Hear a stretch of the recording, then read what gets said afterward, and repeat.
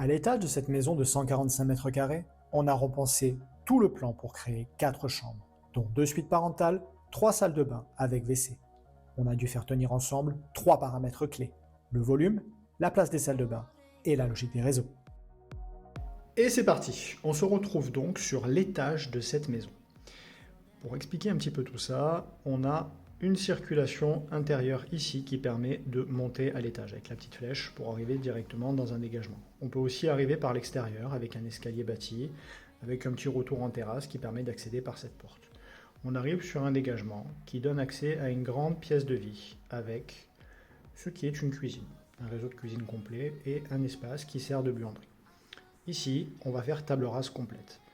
On va déposer l'intégralité du cloisonnement périphérique, l'intégralité du doublage ici en partie d'escalier, ainsi que la totalité de notre cuisine. On a un grand volume ici qu'on va conserver pour plus tard et vous allez voir pourquoi. Une véranda qu'on va réaffecter à l'espace de vie. Pour travailler la communication avec ce qui est aujourd'hui espace nuit, on va venir déposer cette porte et rogner de part et d'autre nos deux angles pour agrandir le couloir de passage. On a une salle de bain. Cette salle de bain est composée d'une vasque, d'une baignoire en angle et d'une douche qui est positionnée sur une masquette avec une tablette, c'est-à-dire un peu plus haute. Ici c'est pareil, on fait table rase, on supprime l'intégralité de la pièce. On casse notre masquette et notre cloisonnement, on le supprime intégralement. Petit placard de part et d'autre, accessible côté dégagement, accessible côté salle de bain, pareil, on supprime. Notre toilette, positionnée juste ici, accessible depuis le dégagement, on le dépose. Un placard ici, qu'on ouvre. On a une première chambre. Dans cette première chambre, on a un rangement en arrière accessible par une petite porte avec une petite ouverture extérieure qu'on va conserver et réintégrer dans l'aménagement. Là c'est pareil, on vient casser l'intégralité de cette partie pour pouvoir fusionner le volume général. On a également, depuis notre dégagement accessible, une volée de 2 chambres qu'on va conserver. On va déposer nos placards qui sont ici, qu'on va réhabiliter par la suite. On a donc actuellement 3 chambres, un WC, une salle de bain et on va reprendre l'intégralité du volume. On va se faire un petit peu de clarté pour la prochaine étape.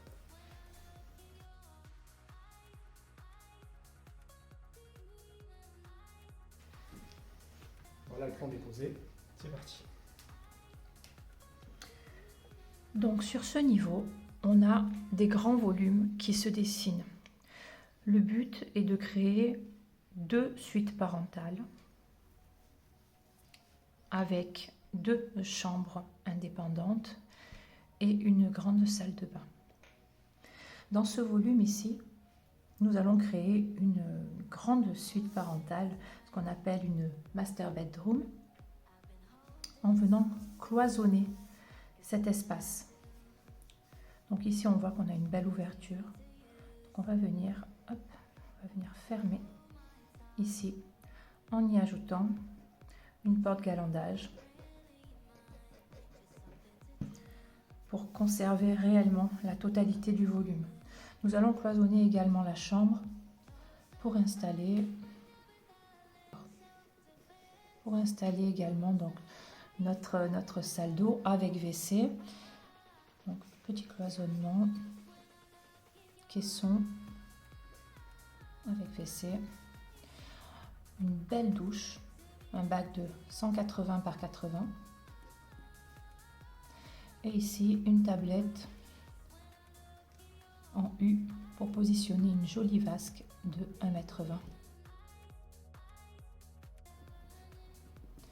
Ici, nous n'avons aucun réseau, aucune colonne technique. Donc on se sert de la descente de l'escalier pour aller au rez-de-chaussée, pour accéder à toute une partie technique qui est plutôt ici. Donc ce qui fonctionne très bien puisqu'on se sert vraiment de la pente pour amener tous les réseaux de l'autre côté de la maison. Donc ici nous avons notre suite parentale où on vient installer un joli dressing avec une partie en encoche basse parce qu'il y a une fenêtre. Et ici, un beau lit de 2 mètres par 2 mètres.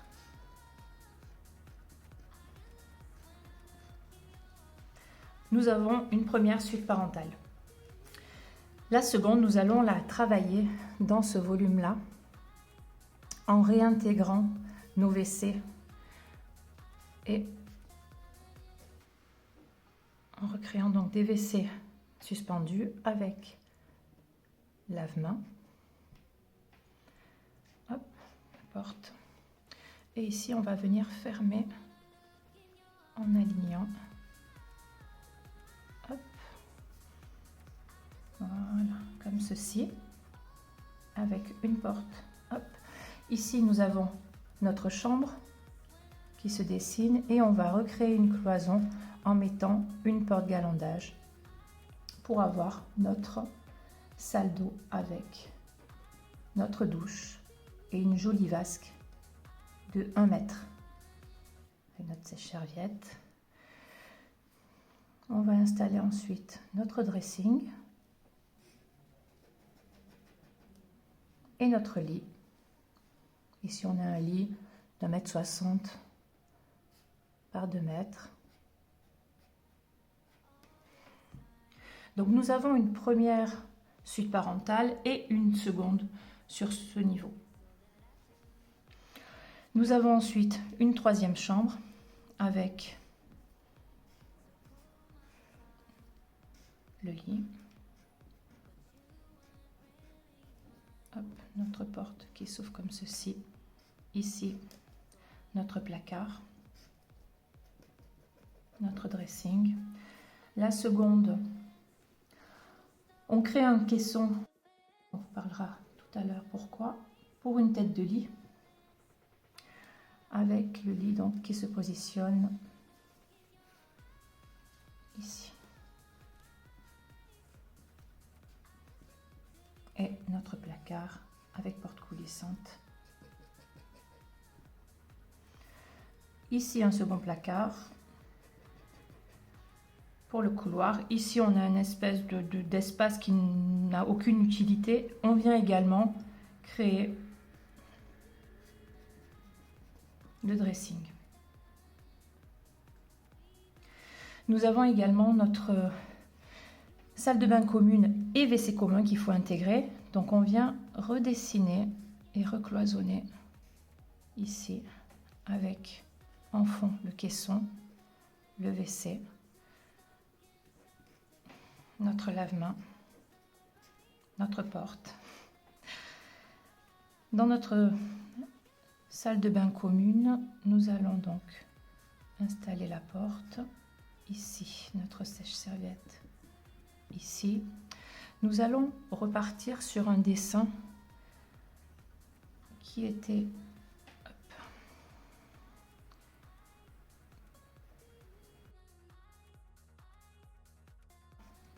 avec les cloisonnements, les tablettes pour faire passer nos réseaux, où ici nous avons donc notre baignoire, ici nous avons notre douche. Pour faire passer ces réseaux-là, nous créons ici un coffrage qui sert également de banc dans la douche.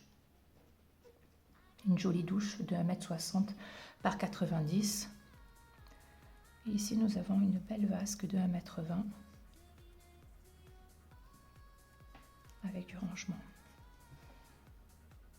Donc ici, en montant l'escalier, on vient donc recloisonner, recréer une cloison avec une verrière. Hop, avec une verrière pour faire circuler la lumière, autant côté escalier que côté de ce joli espace. On va avoir ici un canapé en angle qui va venir s'installer. Ici, une bibliothèque. Pour l'espace de vie commun. Pour l'espace de vie commun, exactement. Justement, en parlant de l'espace de vie commun, on a donc la bibliothèque et la partie véranda qui vient également être réaffectée. On a donc un espace qui commence à bien se dessiner. En partie relatif à tout ce qui est chauffage, chaque espace d'eau est chauffé par un sèche-serviette. Mais il y a également une climatisation réversible.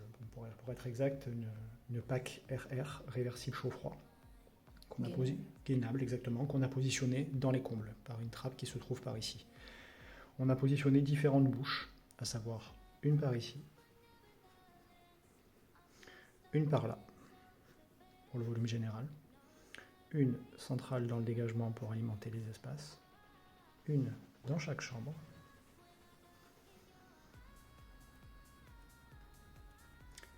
et pour alimenter les espaces du niveau inférieur, parce qu'on est en étage, on a utilisé et créé une colonne technique qui passe dans les combles, qui descend et qui alimente tout le niveau inférieur.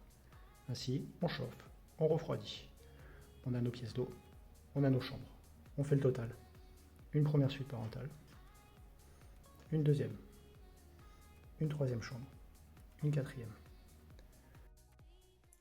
On garde un étage cohérent, fluide et réaliste.